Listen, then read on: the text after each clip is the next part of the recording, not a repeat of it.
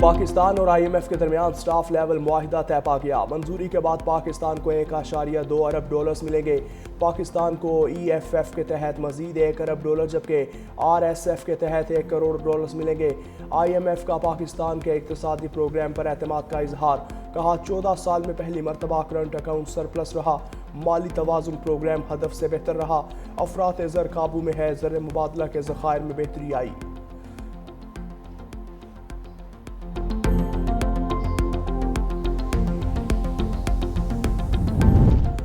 Pakistan stock market में ज़बरदस्त तेज़ी। 100 इंडेक्स में 1535 पॉइंट्स का इजाफा। इंडेक्स इस वक्त 1,68,011 पॉइंट्स की सतह पर ट्रेड कर रहा है।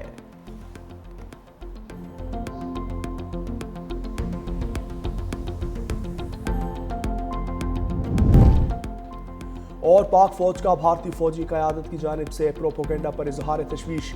भारतीय फौजी क़यादत में मन घड़त और इश्तियाल अंगेज प्रोपोगेंडा करना शुरू कर दिया। मार्का हक के 5 माह बाद बहार और मगरबी बंगाल में इंतखाबात के दौरान इश्तियाल अंगेज प्रोपोगेंडा किया जा रहा है जो भारत में हर रियासती इंतखाबात से पहले होता है। भारतीय अस्करी क़यादत का इंतहाई सियासी दबाव में गैर जिम्मेदाराना बयान जारी करना अफसोसनाक है। ऐसे बयानात जनूबी एशिया में अमन और इस्तेहकाम के लिए संगीन नताइज का बाइस बन सकते हैं। गवर्नर आज 9 मुंतखब वज़ीर आला से हल्फ लें। पेशावर हाई कोर्ट का हुक्म। अदालत ने तारीख के साथ साथ वक्त का तयन भी कर दिया। महफूज फैसला सुनाते हुए कहा कि गवर्नर खैबर पख्तूनख्वा शाम 4 बजे तक सुहेल आफरीदी से हल्फ लें। अगर गवर्नर दस्तयाब न हो तो स्पीकर जिम्मेदारी निभाएंगे। 9 मुंतखब वज़ीर आला से बगैर ताखीर के हल्फ लिया जाए। समाअत के दौरान गवर्नर के वकील ने बताया कि गवर्नर ने कहा है कि सूबाई हुकूमत जहाज भेज दे, मैं आज वापस आ जाऊंगा। चीफ जस्टिस अतीक शाह ने रिमार्क्स किए कि एडवोकेट जनरल साहब फिर जहाज का बंदोबस्त करें। एडवोकेट जनरल ने जवाब दिया कि अब तो वज़ीर आला नहीं, किसको बंदोबस्त करने का कहा जाए। सलमान अकरम राजा ने मौक़िफ़ इख्तियार किया कि अरीमीन गंडापुर ने असम्बली फ्लोर पर कहा कि उन्होंने इस्तीफ़ा दिया। उन्होंने सबसे पहले नए वज़ीर आला सुहेल आफरीदी को वोट दिया। वज़ीर आला इस्तीफ़ा दें तो आइन में मंजूरी का कोई तसव्वुर नहीं। नए वज़ीर आला का इंतखाब हो तो फिर हल्फ लेना लाजमी है। आइन ने आपको इख्तियार दिया है, आप ऑर्डर करें। चीफ जस्टिस ने कहा कि गवर्नर को इस्तीफ़ा मौसूल हो गया तो वज़ीर आला मुस्ताफ़ी तसव्वुर होगा। अलीमीन गंडापुर ने असम्बली फ्लोर पर तस्दीक कर दी है। जब वज़ीर आला काम नहीं करना चाहते तो फिर क्या होगा। स्पीकर बाबर सलीम सवाती का गवर्नर फैसल करीम कुंडी को मुरासला। लिखा दोपहर 4 बजे तक हल्फ ना लिया तो बतौर स्पीकर मुझे हल्फ लेने का इख्तियार होगा।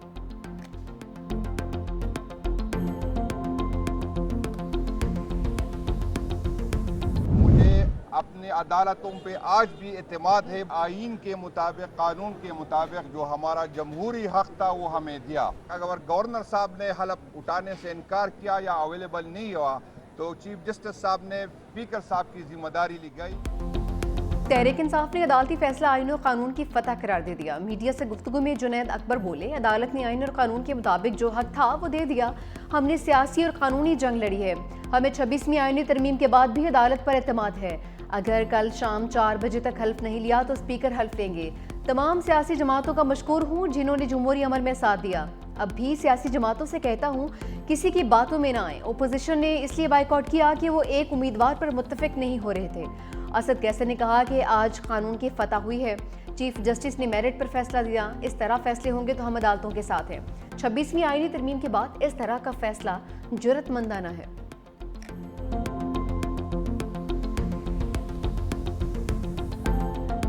मैं बिल्कुल हल्फ लूँगा। जो भी जिसके पास भी मेजॉरिटी होगी हाउस की, उनका सीएम अगर बनता है तो आइन और कानून के मुताबिक उनसे हल्फ लिया जाएगा। सुहेल अफरीदी को उनकी जमात ने बनाया जो कि आज़ाद ग्रुप है, वो जिसको भी बनाए, जिस पास मेजॉरिटी है उनकी मर्जी है, वो जिसको भी सीएम बनाए। गवर्नर फैसल करीम कुंडी की हल्फ के मामले पर वजाहत। कहा कि कभी नहीं कहा कि हल्फ नहीं लूंगा, आइन और कानून पर अमल करूंगा।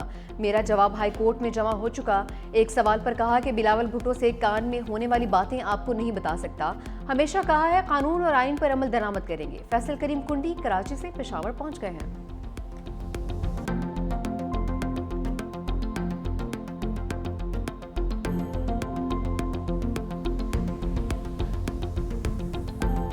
गवर्नर साहब, आपको मेरे ख्याल में पख्तूनख्वा पहुंचना चाहिए। चीफ मिनिस्टर सिंध साहब से रिक्वेस्ट करता हूं कि आप अपना जहाज़ गवर्नर साहब को दे दें ताकि गवर्नर साहब जो है वो पख्तूनख्वा पहुंच के आइन और कानून के मुताबिक अपना जिम्मेदारी ज़रूर पूरा करेगा। नौ मुंतखब वज़ीर आला से हल्फ, बिलावल भुट्टो मैदान में आ गए। गवर्नर फैसल करीम कुंडी को खैबर पख्तूनख्वा जाने की हिदायत दी गई। कहा कि गवर्नर साहब खैबर पख्तूनख्वा पहुंचकर अपनी आईनी जिम्मेदारी पूरी करें। वज़ीर आला सिंध को दरख्वास्त करता हूं कि अपना जहाज गवर्नर को दे दें।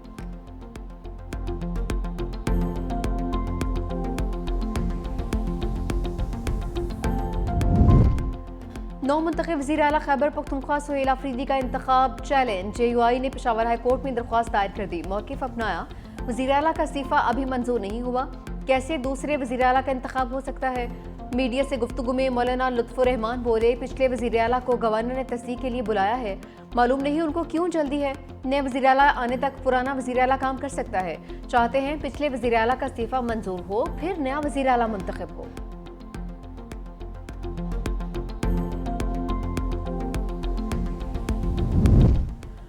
वज़ीर आला हाउस खैबर पख्तूनख्वा के अहम अफसर ओहदे से फारिग। चीफ सिक्योरिटी ऑफिसर के बाद प्रिंसिपल सेक्रेटरी को भी हटा दिया गया। मोहम्मद आबिद मुजीद से प्रिंसिपल सेक्रेटरी 2 वज़ीर आला का इजाफी चार्ज वापस ले लिया गया। ग्रेड 18 के एहसन हैदर गोंदल PSO 1 के ओहदे से बरतरफ।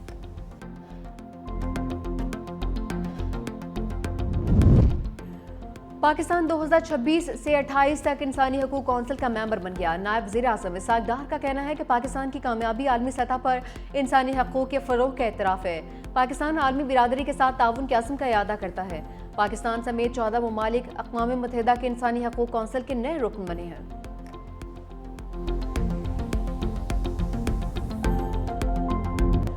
शर्मुल शेख अमन कॉन्फ्रेंस में फ़लस्तीनी रियासत की खुली हिमायत से गुरेज। गजा अमन मुआहदे पर अमरीका, मिस्र, कतर और तुर्किया का मुश्तरका एलामिया जारी।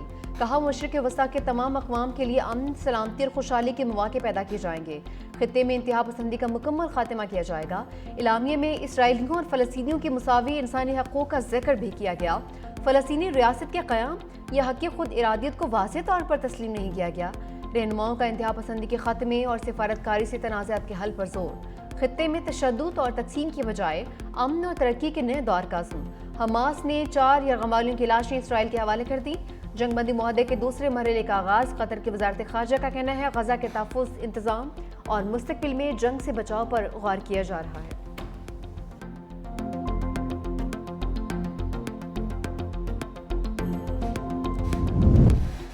गजा की तामीर नौ के लिए $70 अरब दरकार हैं। अक़वाम मुत्तहिदा के मुताबिक गजा जंग में तकरीबन 5 करोड़ 5 लाख टन मलबा जमा हो चुका। कई ममालिक ने तामीर नौ के लिए फंड्स फराहम करने की यकीन दहानी करवाई। गजा की मुकम्मल बहाली में कई दहाइयाँ लग सकती हैं।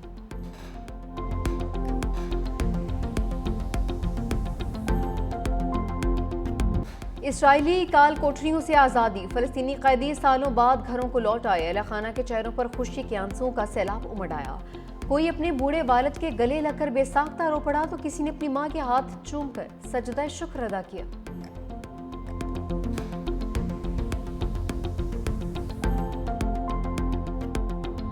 तारीख में हमने देखा है कि अगर किसी ममालिक ने तारीख का सबसे ज़्यादा सीज़ फायर्स तोड़े हैं तो वो भी ये ज़ायनिस्ट रेजीम रहा है। उम्मीद रखते हैं कि ये सीज़ फायर जारी रहेगा। और बिलावल भुट्टो को गजा में सीज़ फायर जारी रहने की उम्मीद। कराची में तकरीब से खिताब करते हुए कहा कि तारीख में सबसे ज़्यादा जंगबंदी तोड़ने वाला मुल्क इसराइल है। बेचैनी, डर और खौफ है कहीं इस बार भी धोखा ना हो जाए। सदर ट्रंप ने वज़ीर आज़म को ख़ास तौर पर खिताब की दावत दी जो यकीनन सबको पसंद आया होगा। आपस की तकसीम नहीं होनी चाहिए, कामयाबी पर सबको फ़ख्र होना चाहिए। मज़ीद बोले, हम सियासत, इज़्ज़त और तारीख बनाने के लिए करते हैं। बेनज़ीर इनकम सपोर्ट प्रोग्राम को आलमी सतह पर तस्लीम किया गया। वज़ीर आज़म शहबाज शरीफ ने कई बार प्रोग्राम को इस्तेमाल किया। पाकिस्तान को मौसमी तब्दीली से नुकसान का सामना है। सिंध में सैलाब मुतासरीन के लिए 20 लाख घर बना रहे हैं।